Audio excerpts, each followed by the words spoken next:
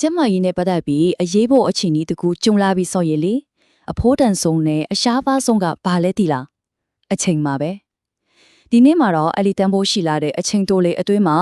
ကျမကြီးမှတ်တမ်းတွေကအသက်တစ်ချောင်းကိုဘလို့ကဲသိနိုင်တယ်လဲဆိုတာကိုပြောပြသွားခြင်းပါလေအရေးပေါ်ခံတဲ့ကမြင်ကွင်းတစ်ခုကိုစိတ်ထဲမှာမြင်ရောင်ကြည့်လိုက်ပါလားအရာအားလုံးကအယမ်းကိုအရှိန်နဲ့ရွေလျားနေတယ်ဆုံးဖြတ်ချက်တစ်ခုချင်းစီကအတတ်နဲ့တည်ခြင်းကိုကြွာချသွားစေနိုင်တဲ့ပတ်ဝန်းကျင်မျိုးပေါ့ဟုတ်တယ်စက္ကန့်တိုင်းကတကယ့်ကိုတန်မှုရှိလို့ပါတယ်ကဲဒီစကားတော်လေးတို့ကြောက်စရာကောင်းနေနော်စဉ်းစားကြည့်လေ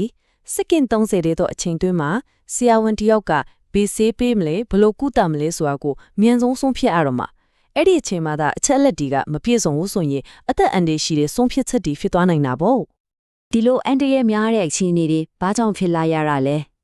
အဓိကတရားခံကတော့ကျမကြီးဆောင်ရှောက်မှုစနစ်မှာအချက်အလက်တွေကအစစ်စိတ်များများဖြစ်နေလို့ပါပဲ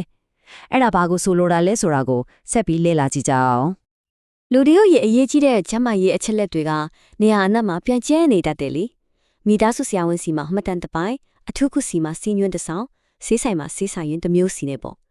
ဒီလိုအချက်လက်တွေစုစည်းမထားတဲ့အခါအရေးပေါ်အခြေအနေမှာဆရာဝန်အတွက်တော့မဖြစ်ဆုံတဲ့ပဟီလီကြီးတစ်ခုကိုအဖြေကြီးနေရသလိုဖြစ်နေပြီးအရန်ကိုအန်တရားများစေပါတယ်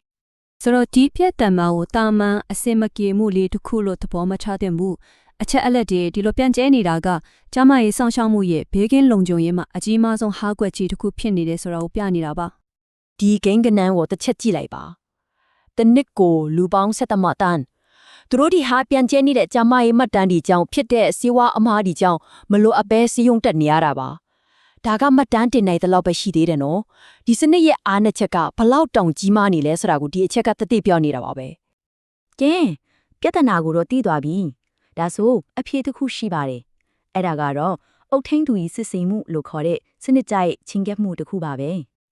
ဒီအုတ်ထင်းသူကြီးစစ်ဆေးမှုဆိုတာဘာလဲဆိုတော့လေပြန့်ကျဲနေတဲ့အချက်လက်အစအနာတွေကိုစုစည်းစစ်ဆေးပြီးတော့တန်ဖိုးရှိတဲ့အသက်ကယ်နိုင်တဲ့ပစ္စည်းတစ်ခုဖြစ်ပြောင်းလဲပေးတဲ့အင်မတန်အစွမ်းထက်တဲ့နီလန်တစ်ခုပါပဲဟုတ်ပြီဒါဆိုရင်ဒီစစ်ဆေးမှုရဲ့ဖွဲ့စည်းပုံကဘယ်လိုရှိလဲဘာတွေကိုစစ်ဆေးအတည်ပြုတယ်လဲပြီးတော့ဘာကြောင့်ဒါတွေကအရေးကြီးနေရလဲဆိုတာကိုကြည့်လိုက်ကြရအောင်ဒီစစ်ဆေးမှုလုပ်ငန်းစဉ်မှာဆိုရင်လူနာရဲ့ကိုယ်ရေးအချက်လက်ကနေစပြီးတောက်နေတဲ့ဆေးဝါးတွေပြသပြီးတဲ့ဆရာဝန်တွေနဲ့ဓာတ်ခွဲခန်းအဖြေတွေအထိအကုန်လုံးကိုစစ်ဆေးအတည်ပြုပါပဲအဲ့ဒီထဲမှာအရေးကြီးဆုံးကဘာလဲဒီလားဓာတ်မတက်မှုစစ်ဆေးခြင်းပါပဲ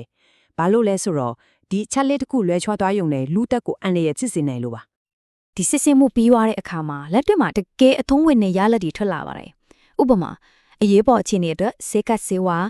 အချင်းချင်းတက်ပြုနိုင်ခြင်းတတိပေးတဲ့စစ်နဲ့ပြီးတော့အရေးပေါ်ခန့်ကစက္ကန့်30အတွင်းအချက်လက်ရနိုင်မယ်နီလန်းတွေကိုဖန်တီးပေးလာမျိုးပေါ့ကဲဒါဆိုရင်ဒီစစ်ဆေးမှုကရှုပ်ထွေးပရိဒီနေတဲ့အခြေအနေကနေရှင်းလင်းပြသတဲ့အခြေအနေစီကိုဘလို့ပြောင်းလဲပြီးတယ်လဲပြီးတော့အသက်ကိုဘလို့ကဲတင်နိုင်တယ်လဲဆိုတာကိုစစ်ကြည့်ကြအောင်ပါခြားနာချက်ကတော့ရှင်းရှင်းလေးပါပဲစစ်ဆေးမှုမလုပ်ခဲ့မှဆိုရင်အချက်လက်တွေကပြန့်ကျဲနေတော့အန်တရယ်များတဲ့ဆုံးဖြတ်ချက်တွေစီဥတည်သွားနိုင်တယ်